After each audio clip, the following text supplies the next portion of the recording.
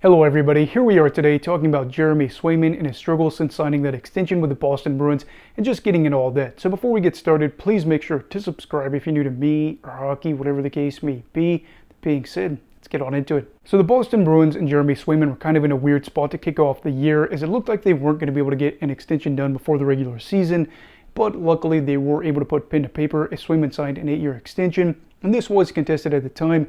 He hasn't ever had to be a true starter in the league and asked for quite a bit of money. But on the flip side of this, you had seen a guy that had had success every year in the NHL.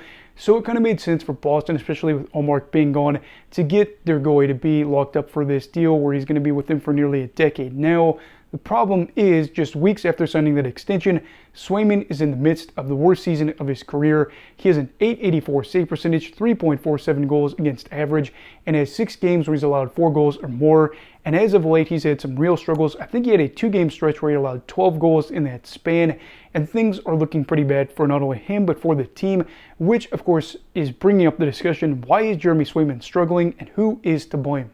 So now it's time to blame the team, right? I mean, after all, they rank 20th in the league for points percentage, and Jeremy Swayman's never had a bad year, so it must be them. The answer to this is that it's not totally the case, as while they might not be making sure that he's going to go out there and win the Jennings, they are doing their part. They have the 9th best expected goals against per 60, and while they are allowing chances when he's out there on the PK, Jeremy Swayman for his part has been struggling on the PK this season, and his high danger save percentage is abysmal. He has again been in a spot where he's towards the bottom of the league here. These are the top 5 goalies that have played minutes on the PK this season, and his save percentage compared to everybody else, high danger, is abysmal. Shout out to Jussi Saros there, as it's pretty clear that Swayman is struggling. He has the most goals allowed on the PK this season and is part of the 47 that he's allowed so far in just 14 games. And for a goalie that's getting paid this much money, he just can't go out there and point the finger at everybody else and say, this is not my problem. Not saying that he is going out there and doing that, just saying that this is how it is. When you make that big money, the expectations are there, the results better be there as well too, and you have to consider the fact that how the year began. That's not a very good look for him too, and he's playing in front of a fan base that is not shy about letting their players know that they're unhappy with him, so you need to have Jeremy Swayman be better. I don't exactly know why things are going poor for him, but I think there's a couple reasons we can look at and say this might be the case. I mean, for one, he didn't play any preseason games for them this year, and that's just something where it might be a little bit of rust. On top of that too, he didn't train with them at the beginning of the year either, though I will say he did train elsewhere. That is something where you want to be able to get a training with your team or train with your team in that NHL atmosphere. As for some other reasons, I mean, who knows, we could be seeing him dealing with some sort of injury that we're just not aware about, and that would help explain why things have cut off to a slow start for him. As for something else that's a little bit more mind related, the year has not begun very well, and maybe he is feeling some of that effect where he's in his own head, and that's a problem. You don't want a goalie to be in their head, especially if things aren't going well.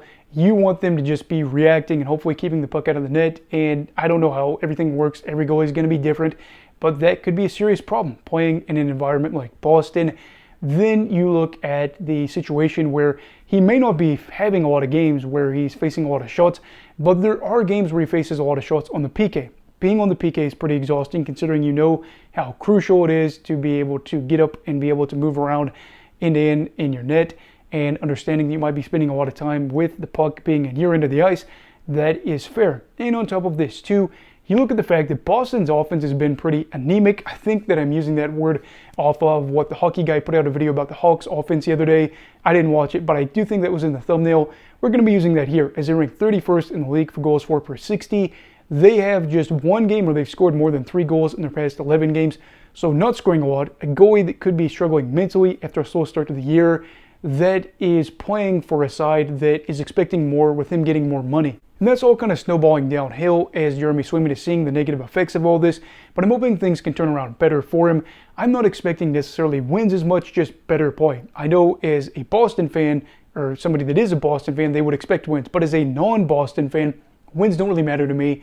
They're a little bit overrated. You could have a goalie that has 10 wins in 50 games played, but as long as he's got a .930 save percentage and consistently does that or about that every night, that doesn't really bother me. And for Swayman, just getting that consistency to say, I did my part, that's what it's all about. And I think that Jeremy Swayman could be a good goalie for the long-term future in the NHL, especially if Boston's got a good team centered around him. But this is where you really want to see him step up, not only for this year, but for Boston to get a little bit more of a sense of security, saying we do have our guy going forward, our long-term starting goalie that is going to be with us for the next 8 years or whatever. And that is something that is really going to be stressful for Boston, because if he has a bad year this year and then follows it up with another bad year, then you start to say, what happened? What went wrong? Is it all our fault? Is it his fault? How do we get him back into that groove, I should say? And if not, what do we do? How do we make this team competitive? I don't know. So anyway, what are your thoughts on Jeremy Swayman for this season though? Do you think he'll rebound? Do you think he's a good goalie? Do you think he's going to be overpaid? Are we going to be looking at this as one of the worst contracts in the coming years? Let me know down below in the comments. Also, please make sure to like this video if you enjoyed it and subscribe if you're new. Everybody stay safe. Have a great night. And you love hockey, alright? Goodbye, Brigadiers and Brigadettes. This is your captain signing off. Have a great night.